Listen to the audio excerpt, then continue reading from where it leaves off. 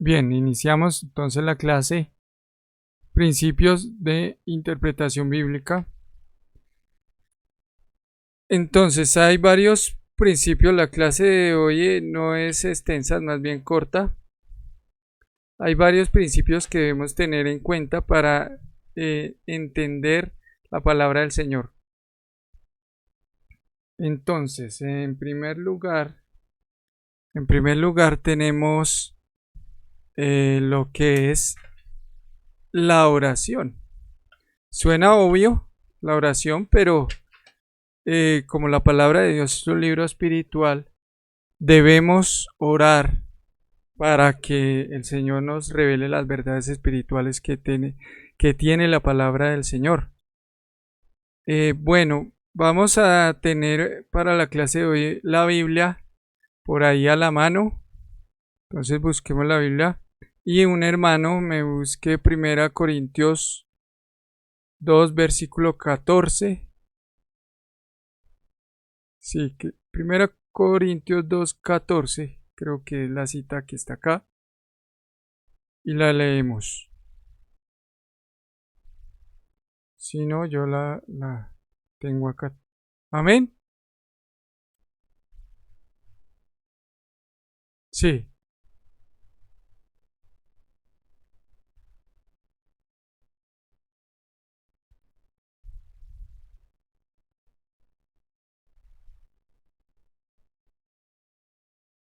Amén. ¿Qué dice este versículo? Que la palabra de Dios es espiritual y no podremos entender lo que el Señor nos quiere hablar si no nos alineamos con el mundo espiritual, para saber y entender lo que el Espíritu Santo nos quiere enseñar. El Espíritu Santo dice que en otro pasaje que Él nos guiará a toda verdad. El Espíritu Santo es quien nos guía a toda verdad. ¿Cómo? A través de la palabra. Muchos quieren que el Espíritu Santo les guíe a toda verdad sin la palabra, que les muestre visiones, sueños, apariciones, profecías, todo menos la palabra. Porque pues qué pereza leer, qué pereza leer la palabra. Entonces es más fácil que Dios a través de un sueño me hable y me evito la fatiga de leer o de estudiar la palabra, pero la misma palabra nos dice que la revelación viene a través de la escritura, de la palabra del Señor, y debemos orar para que el Señor nos dé sabiduría y podamos entender lo que el Señor quiere hablarnos. Y por último miremos segunda carta,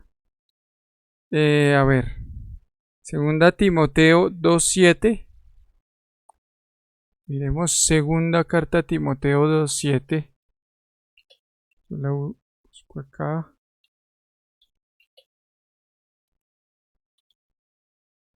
Bien, aquí la tengo y dice: considera lo que te digo y el Señor te dé entendimiento en todo, le dice Pablo, a manera de conclusión de lo que le ha estado hablando a Timoteo. El Señor debe dar entendimiento en todo lo que estudiemos en la palabra. Entonces, lo primero para estudiar la palabra del Señor es la oración, es orar. Por eso en el método devocional oramos primeramente. Otro segundo principio, estamos mirando primero unos principios como obvios, como fáciles, ¿sí? Otro segundo principio, lo vamos a ver, es el de sentido común. El sentido común, ¿sí? La palabra no se pelea con el sentido común. Bien, voy a mirar si puedo compartir pantalla. Un momento y voy anotando. O hagamos una cosa, vamos anotando ahí. Yo les voy diciendo y vamos anotando. Amén. Para ganar tiempo.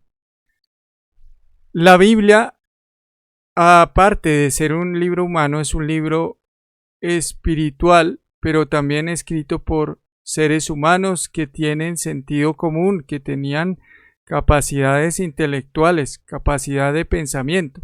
La Biblia se escribió por personas que hicieron un trabajo periodístico, por periodistas.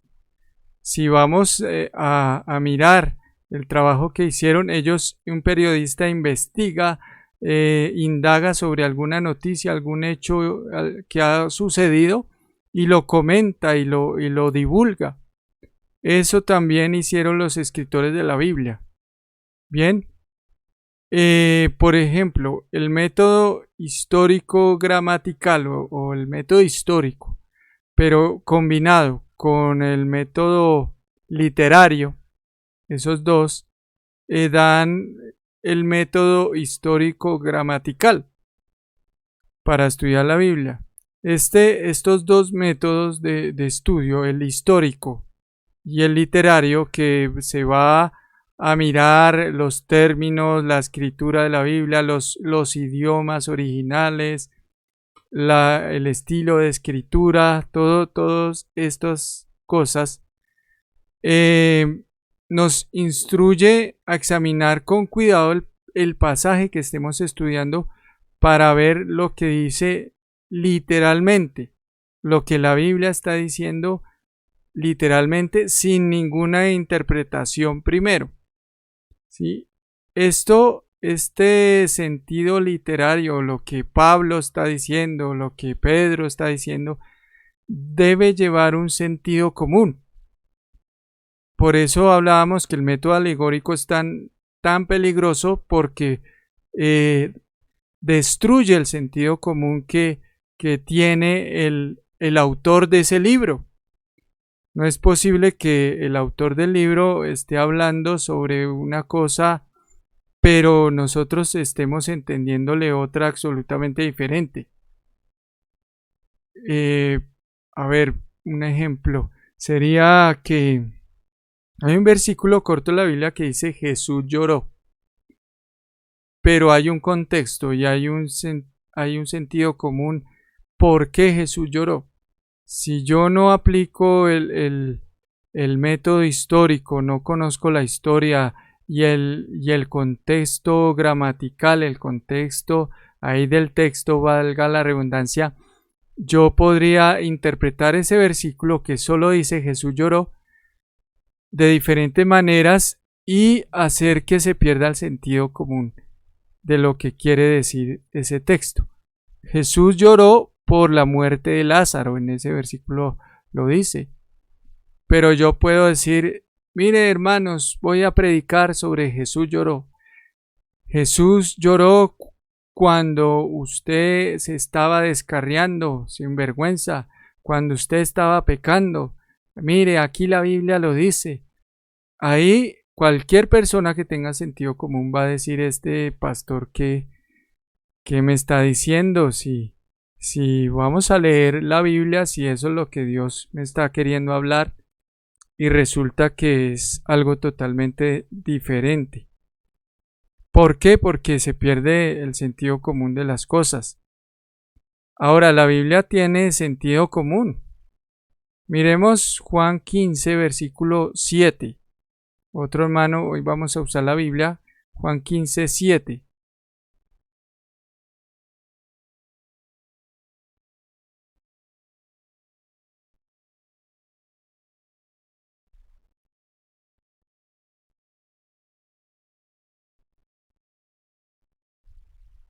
Bien.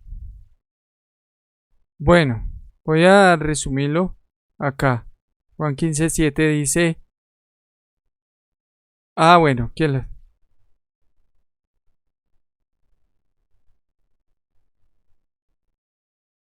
Bien, este es otro ejemplo. ¿Cómo podríamos, vamos a hacer como estilo taller, cómo podríamos interpretar este versículo con sentido común, poniéndole sentido común? ¿Qué quiere decir ese versículo?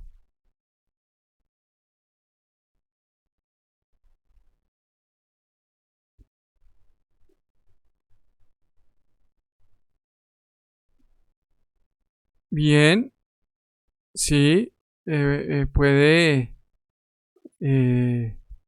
ser, pero hay algo más en el versículo. Vamos a leerlo detenidamente. Vamos a empezar a hacer exégesis, mis hermanos. Juan 15:7 dice, aquí yo lo tenía 15:7, dice, si permanecéis en mí y mis palabras permanecen en vosotros, coma, pedid todo lo que queráis y os será hecho. ¿Cómo puedo? Voy a leer solo la última parte, que es como la interpretan muchos sin sentido común. Pedid todo lo que queráis y os será hecho. Amén, hermano. Pida todo lo que quiera, el Señor nos dará respuesta. Amén, la palabra lo dice. Pedid todo lo que queráis. Si usted quiere un carro, si usted quiere una moto, si usted quiere un helicóptero, pedid todo lo que queráis y os será hecho. Hay una parte del versículo que le cambió el sentido común, el sentido, y le hizo perder el sentido común a la palabra. Pastora Sandy.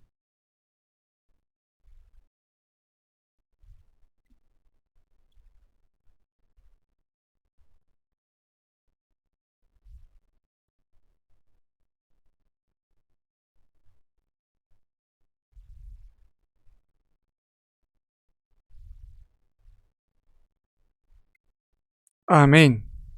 Entonces ahí ya hay algo muy importante para que haya un sentido común a la hora de interpretar.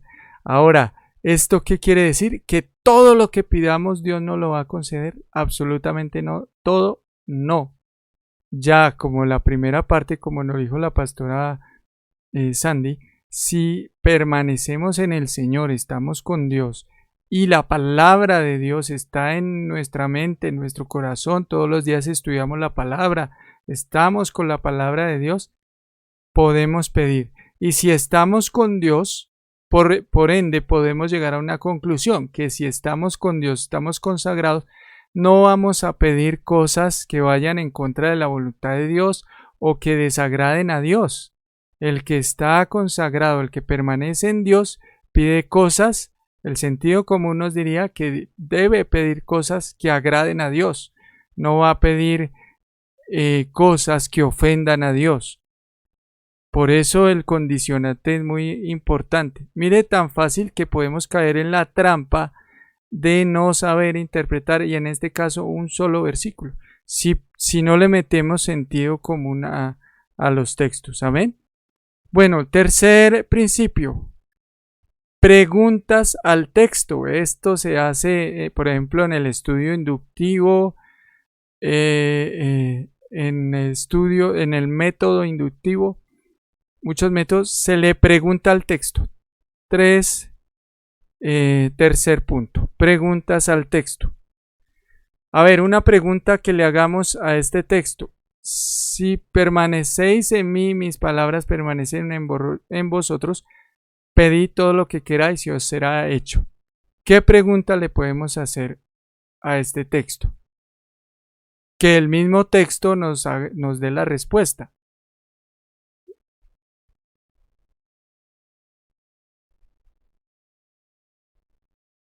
El mismo texto nos dé la respuesta. Bueno, voy a...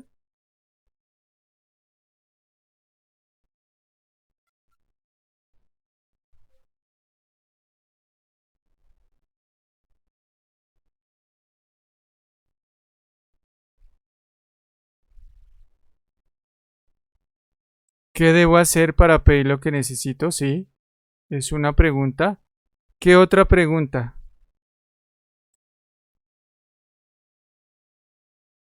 Bueno, otra pregunta. A ver,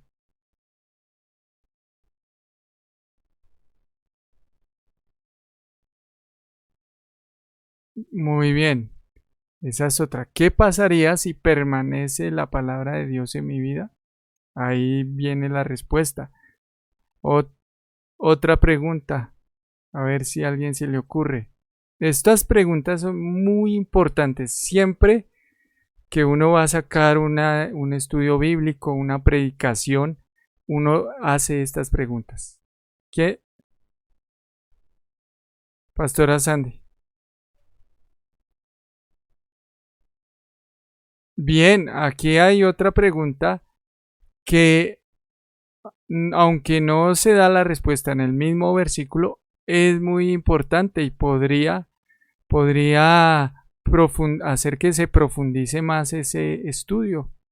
Bueno, tengo que permanecer en la palabra. ¿Cómo hago para permanecer en la palabra? Entonces ahí tendría que leer más versículos del contexto para profundizar en la predicación que voy a realizar. Bien, hacerle preguntas al texto. Otro ejemplo sería, este texto está un poco complejo, pero otro ejemplo sería de un texto que diga,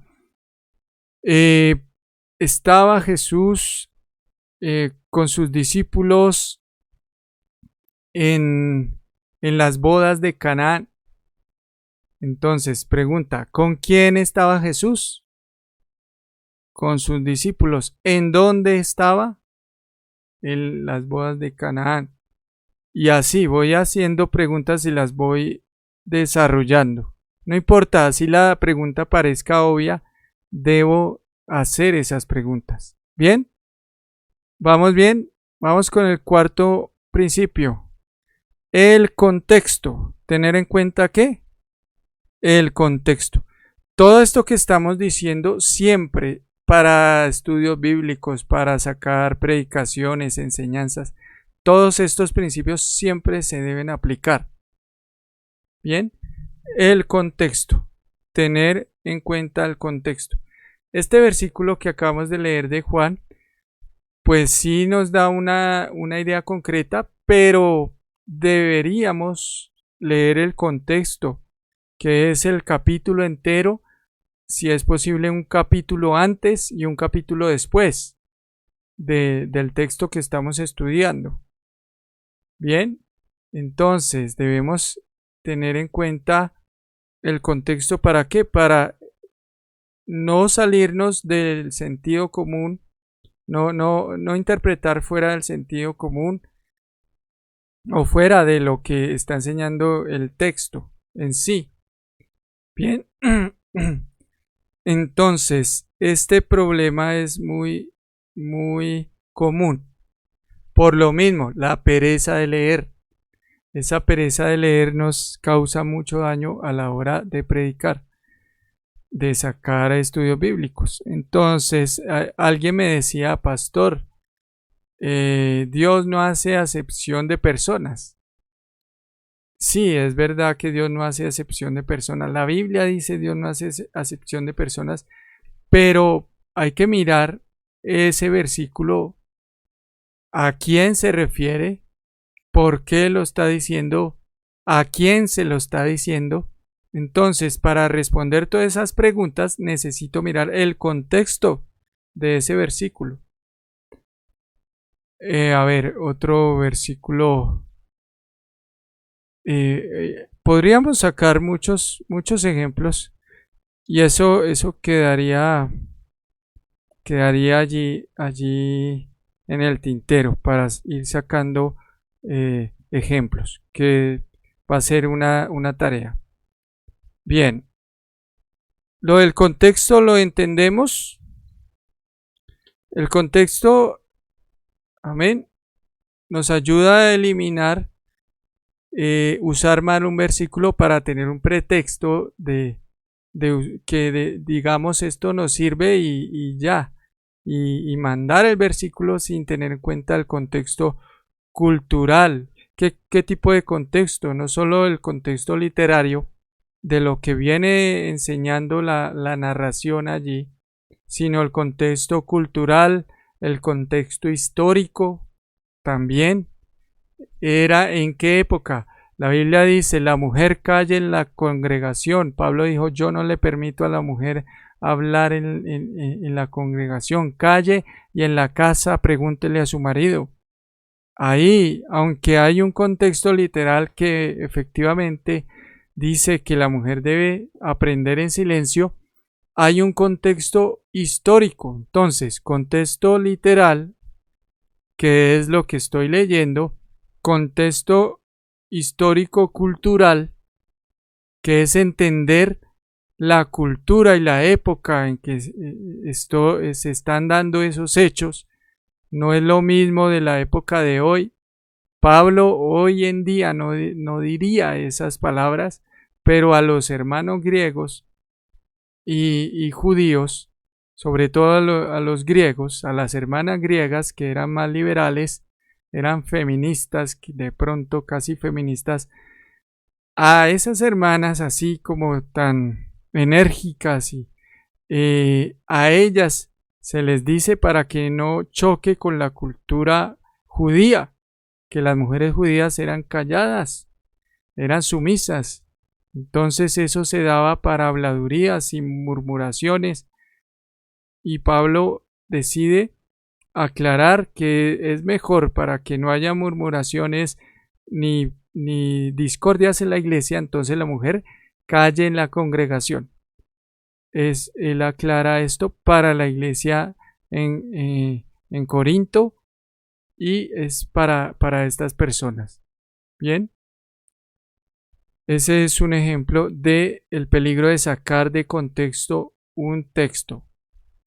Quinto, observación, interpretación y evaluación, que sería lo mismo de aplicación. Ahí vienen cuatro en uno. Observación, interpretación, evaluación y aplicación, que no, evaluación y aplicación es diferente. Observación, entonces, ¿qué es observación? Yo debo preguntarme lo siguiente: ¿entiendo los hechos básicos del pasaje como el significado de todas las palabras? Por ejemplo, o sea, estoy entendiendo inclusive qué significa determinada palabra. A veces, si no entiendo una palabra en la Reina Valera, busco en otra versión, en la Nueva Versión Internacional o en la del lenguaje actual, y eso me puede ayudar a entender palabras. O puedo buscar en el diccionario de español. Ahora también, si tengo un diccionario de hebreo o de griego, puedo buscar esa palabra en un diccionario de hebreo o griego. Estoy observando, analizando el versículo o el texto que estoy estudiando, entendiendo las palabras y aplicando los otros 4 anteriores principios de interpretación. Ahora, después de entender, al observar, yo entiendo lo que leo, al observar. Ahora sí, cuando ya entendí lo que leí, lo entiendo, ahora sí, segundo, lo interpreto. Y para interpretarlo, debo entender qué quería decir el autor en esa época.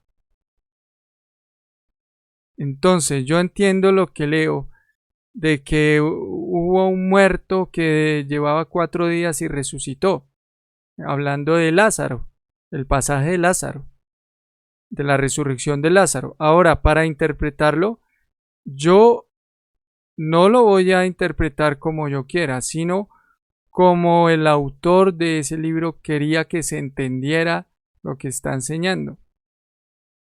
Entonces, ¿qué veo en el autor? El autor está mostrando el poder de Dios como la resurrección y la vida, como hijo de Dios que tenía poder sobre la muerte.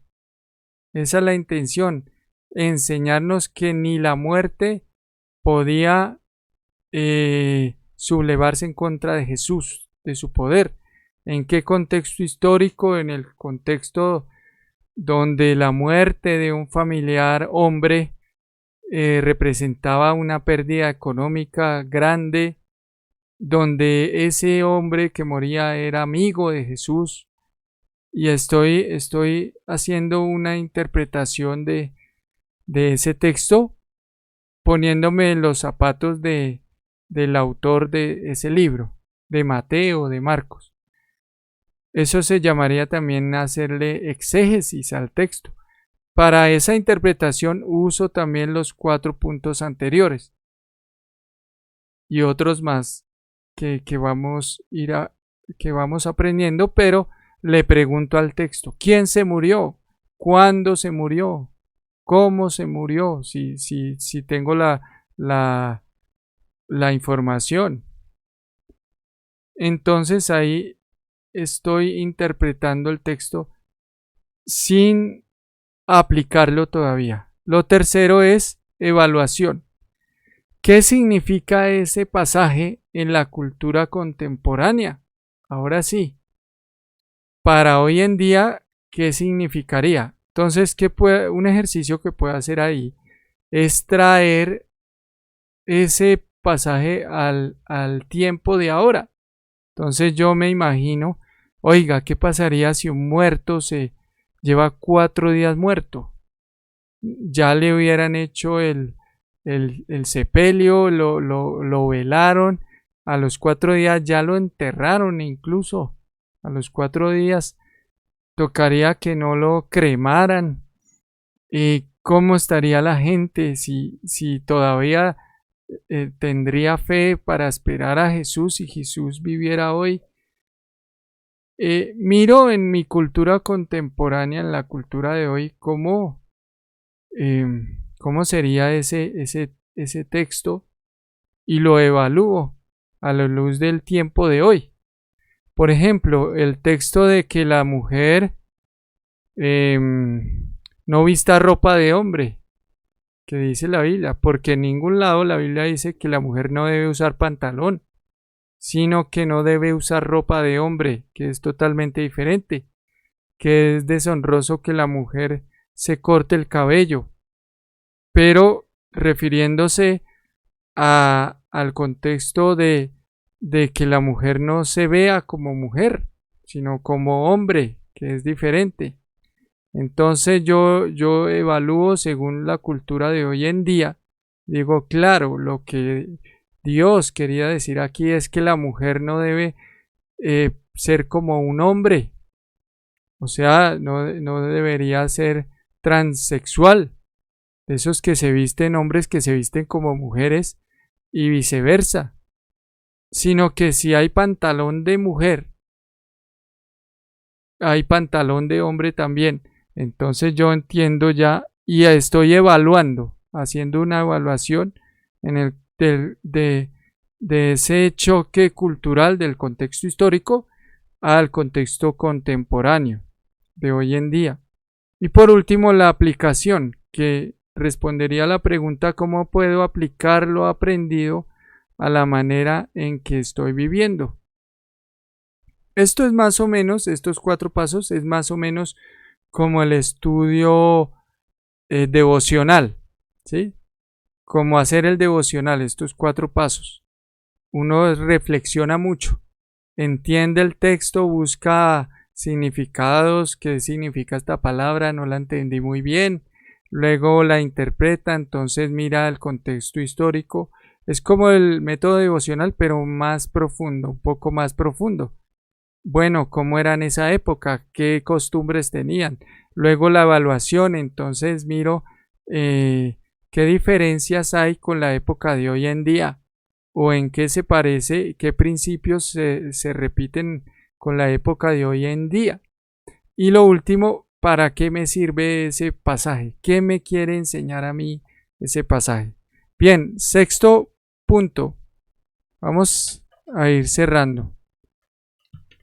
Sexto punto. Bueno, ahora en cuanto a estos puntos de interpretación, los que acabé de decir, se puede ondear mucho más, pero pues vamos a dejarlos hasta ahí.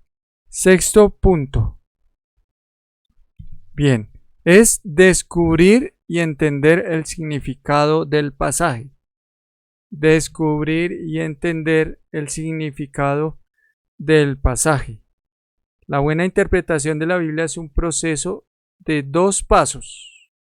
Dentro de este descubrir y entender hay 2 pasos.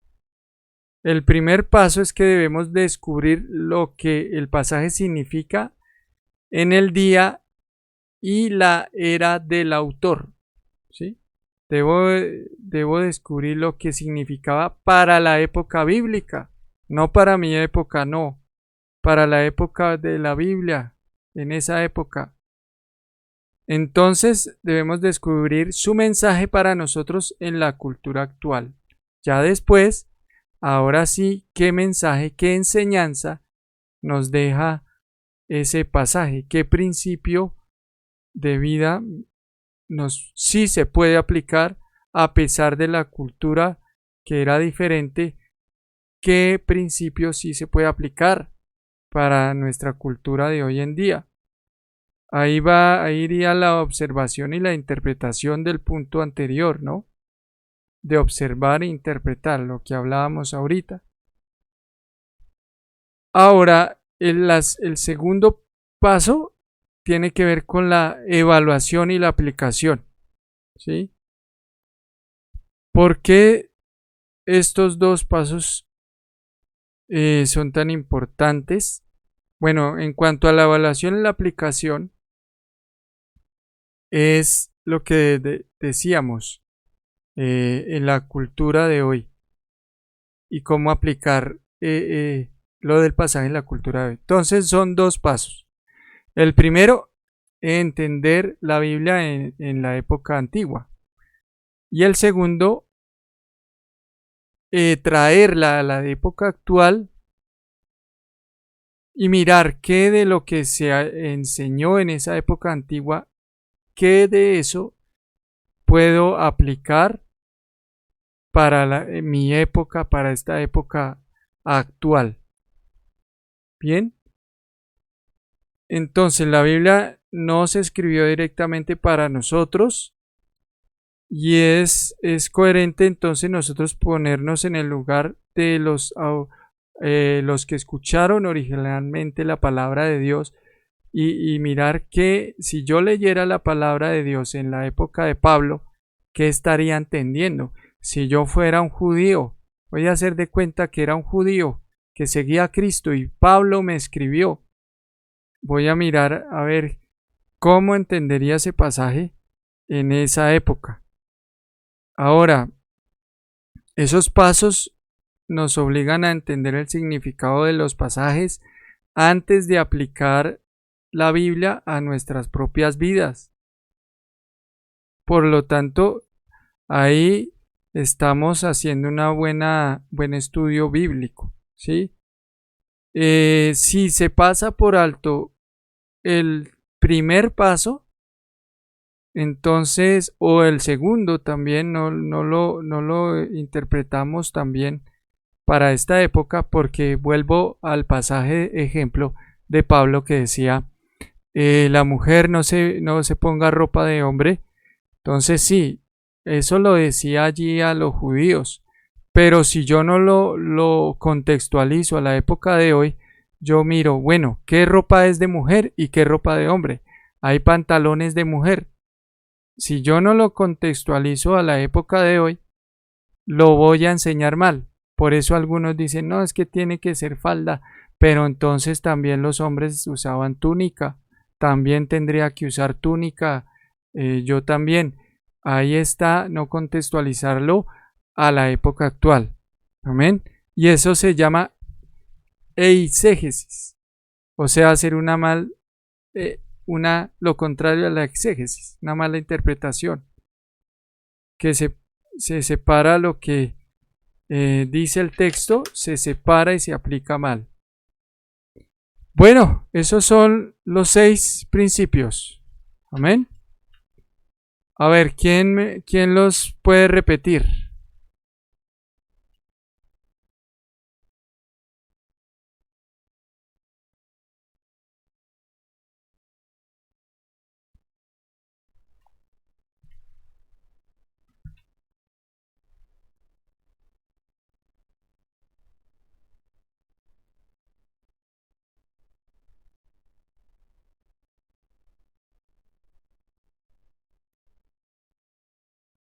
Bien, listo, mi hermano. Entonces, el quinto punto es 4 en uno. Es 4 en uno, que es observación, interpretación, evaluación y aplicación. La evaluación es como un análisis. Pastora Sandy.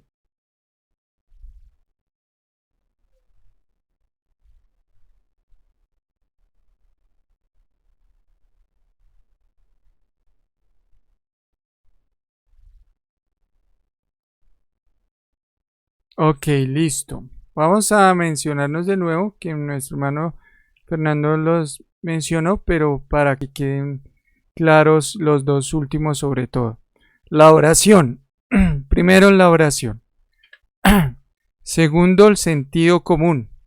Aplicarle sentido común como lógica, ah, comprensión de lectura, lo que estoy leyendo que sea algo coherente. Un ejemplo que me decía el hermano Fernando, me contaba que una hermana leía, de cierto os digo. Mire hermano, desierto, los está pasando por un desierto. Entonces el Señor en el desierto le va a hablar en el desierto. Pero esa palabra desierto era de verdad, de verdad, o de veras le digo, o le digo en serio le digo. Entonces ahí no se aplicó el sentido común y se empezó a hablar del desierto. Es como un ejemplo. Entonces, el segundo es sentido común. Tercero, preguntas al texto. Este es el que más me gusta. Preguntarle al texto. Cuarto, el contexto. Leo un capítulo antes, leo un capítulo después y miro,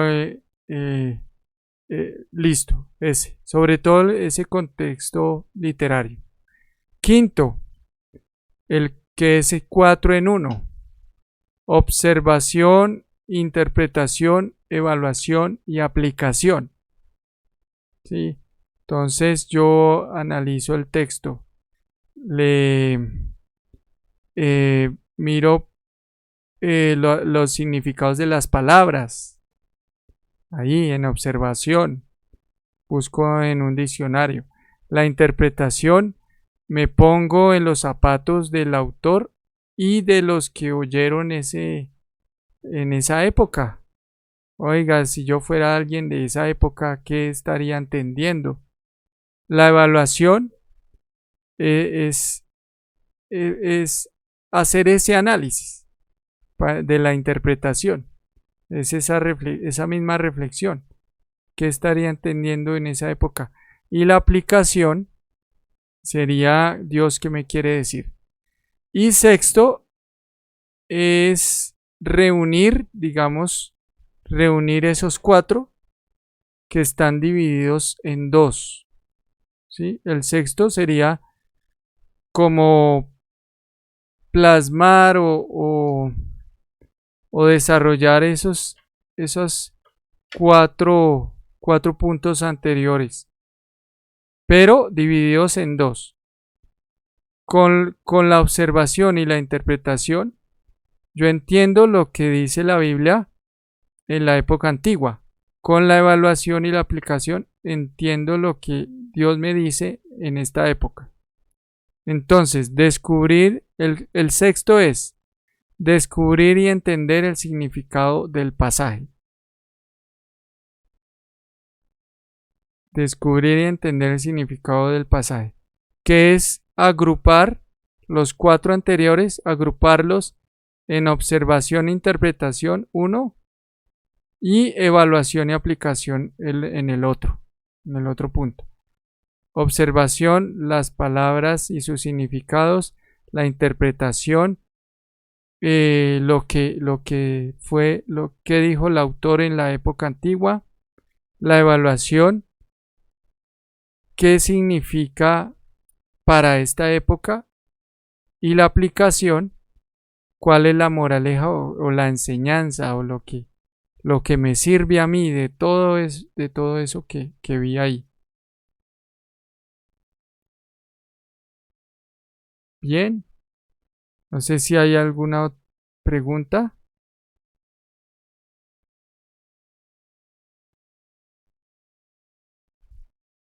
Bueno, vamos a dejar esos principios por ahora.